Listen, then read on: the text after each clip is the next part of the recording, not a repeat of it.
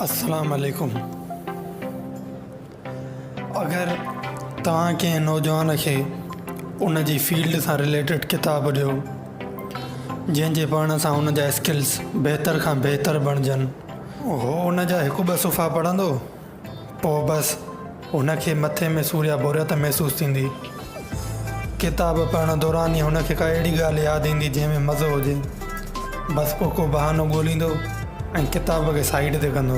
तव्हां चवंदो वाक़ई इहो सच आहे, पर मां तव्हांखे हिकु सच ॿियो बि ॿुधायां थो त दुनिया जो अमीर तरीन माण्हू बिल गेट्स हफ़्ते में हिकु किताबु मुकमल कंदो आहे। इन खे त ज़रूरत न आहे, इहो त दुनिया जो कहिड़ो बि मज़ो पैसे सां ख़रीद करे सघे थो। पोइ इहो किताब जहिड़े मथे जे सूर ऐं बोरियत वारे कम में पंहिंजो वक़्तु छो पियो ज़ाया करे। पर उहो कहिड़ो पावर आहे जेको हुनखे किताब पढ़ण में मज़ो थो ॾिए। इहो ई राज़ मां तव्हां सां हिन वीडियो में शेयर कंदुमि। मुंहिंजी तव्हां सां रिक्वेस्ट आहे त हिन वीडियो खे तव्हां शुरूअ खां वठी एंड ताईं ज़रूरु ॾिसिजो।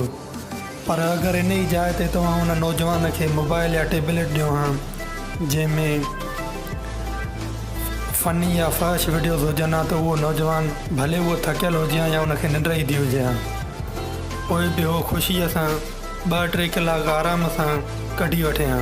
इहा शइ तव्हां पंहिंजी बि ज़िंदगीअ सां रिलेट करे सघो था, छो जो असांजो दिमाग़ उहे शयूं करणु चाहींदो आहे जंहिंमें मज़ो हुजे ऐं उन्हनि शयुनि खां असांखे टारींदो आहे जंहिंमें पेन हुजे। नशे में मज़ो आहे तॾहिं त माण्हू न छॾे सघंदा आहिनि, ऐं नशाइनि जो अंत तव्हांजे साम्हूं आहे। असांखे पेन ऐं प्लेजर सां डील करणी आहे। उन जे विच में हिकु टी शइ आणणी आहे जेका सीक्रेट आहे। उहा आहे ज़िंदगीअ में मक़सदु, जंहिंखे अंग्रेज़ पावर ऑफ एम चवंदा आहिनि। अगरि तव्हां यूनिवर्सिटी में आहियो या माज़ीअ में रहिया आहियो त उते तव्हां इहा शइ ज़रूरु ॾिठी हूंदी त जंहिं माण्हूअ जी ज़िंदगीअ में को मक़सदु न हूंदो आहे त उहो छोकिरनि या अयाशनि जे कढ हूंदो आहे ऐं उहो अॻिते हली ज़िंदगी जी लह विचड़ में नाकाम थी वेंदो आहे। ऐं उन जे मुक़ाबले में उहो माण्हू जंहिंजी ज़िंदगीअ जो सिर्फ़ु एतिरो मक़सदु हूंदो आहे त अगरि ज़िंदगीअ में कुझु ढंग जो करिणो आहे त हितां टॉप करे निकिरणो आहे। तव्हां ॾिठो हूंदो त उहो माण्हू पंहिंजा गोल्स अचीव करे ईंदो आहे। अगरि तव्हां मूंखां पुछो त कंहिंखे बि काबूअ में रखण जे लाइ कहिड़ी शइ जो हुजणु ज़रूरी आहे, त मां तव्हांखे हिकिड़ो ई लफ़्ज़ ॾींदुमि, मक़सदु। मां तव्हांखे इहो सजेशन ॾींदुमि त पंहिंजी ज़िंदगीअ में नेक मक़सदु ज़रूरु रखो। अगरि ज़िंदगीअ में मक़सद जे हुजण सां इंसान खे मोटिवेशन मिले थी त पोइ असांजो मक़सदु नंढो छो वॾो छो न हुजणु खपे। बेशक असांजा पेर भले ई ज़मीन ते हुजनि, पर असांजो मक़सदु चंड ते पहुचणु हुजणु खपे। इहो ज़रूरी न आहे त तव्हांजी ज़िंदगीअ में जेको बि मक़सदु आहे उहो तव्हां मूंखे कमेंट में ॿुधायो, बल्कि तव्हांजी ज़िंदगीअ में जेको बि मक़सदु आहे जेसीं ताईं हुन में कामयाबु थियो उनखे पाण ताईं रखो ऐं उनजी हिफ़ाज़त कयो। या सवाइ चंद उन्हनि माण्हुनि जे जेके तव्हां सां हिकमत जूं ॻाल्हियूं बि शेयर कंदा हुजनि ऐं तव्हांजे मक़सद जी हिफ़ाज़त कंदा हुजनि ऐं तव्हां सां हम नज़रिए हुजनि। अगरि तव्हांजी ज़िंदगीअ में को मक़सदु कोन्हे त अॼु हिकिड़ो नेक मक़सदु मां तव्हांखे ॾियां थो।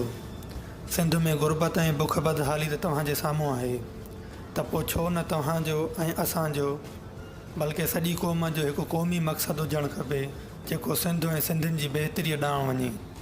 लिखो सिंध जे लाइ, पढ़ो सिंध जे लाइ, आवाज़ु खणो सिंध जे लाइ, विढ़ो सिंध जे हक़नि जे लाइ, जियो सिंध जे लाइ, मरो सिंध जे लाइ। जीअं सिंध जी हीअ गुरबत ख़तमु थिए ऐं असांजा माण्हू पेट जी पूॼा ऐं बिजली आई बिजली वई जी सोच खां अॻिते निकिरी सघनि। असांजो दिमाग़ उहो ई कमु करणु चाहींदो जंहिंमें मज़ो हुजे ऐं उन कम खां असांखे टारींदो जंहिंमें पेन हुजे। पर हक़ीक़त इहा आहे जंहिं शइ में पेन आहे रिवार्ड उन में ई आहे। पेन इक्वल ग्रोथ। ऐं ज़िंदगीअ में मक़सदु हुजण ई उहा वाहिद ताक़त आहे जेका इंसान खे हार्डवर्क करण ते मजबूर कंदी आहे। ऐं मक़सदु ई उहा ताक़त आहे जेको असांजे दिमाग़ खे हार्डवर्क करण ते एग्री कंदो आहे। अगरि खाइणु पीअणु कढणु वॾो थी ॿार पैदा करे मरी वञणु अगरि इहो ई ज़िंदगीअ जो नालो आहे त इहो कमु त जानवर बि कंदा आहिनि। पोइ इंसान में ऐं जानवर में फ़र्क़ु कहिड़ो थियो? बेशक उहो मक़सदु ई आहे जेको इंसान ऐं जानवर में फ़र्क़ु रखे थो। अलाह तबारक व तआला जंहिं शख़्स खे पसंदि कंदो आहे उन्हनि जी दिलि व दिमाग़ में का सुहिणी सोच दाख़िल कंदो आहे, उन्हनि जी ज़िंदगीअ खे कंहिं मक़सद सां लॻाईंदो आहे। अगरि असां दीन मां मिसाल वठूं ऐं क़ुर में ॾिसूं त हर नबीअ खे अलाह हिन दुनिया में कंहिं मक़सद लाइ मोकिलियो। हज़रत मूसा खे बि अलाह बनी इसराईल जी बका लाइ मोकिलियो। त जॾहिं फ़िरौन जी ज़ालिम फ़ौज मूसा जे क़ौम जे मर्दनि खे क़तलु कंदी हुई ऐं हुन जी औरतुनि खे जेरो छॾे ॾींदी हुई। अगरि तव्हां मूसा खे ॾिसो त हुन जी ज़िंदगीअ जो मक़सदु फ़िरौन जी ज़ालिम क़ौम खां बनी इसराईल जी क़ौम खे बचाइणु हुयो। जेकॾहिं अॼु असां मुस्लमान हुजण जी दावा कयूं था त असांखे क़ुर जी हिन ॻाल्हि ते हलणु खपे। असांजी बि ज़िंदगीअ में हिकु मक़सदु हुजणु खपे।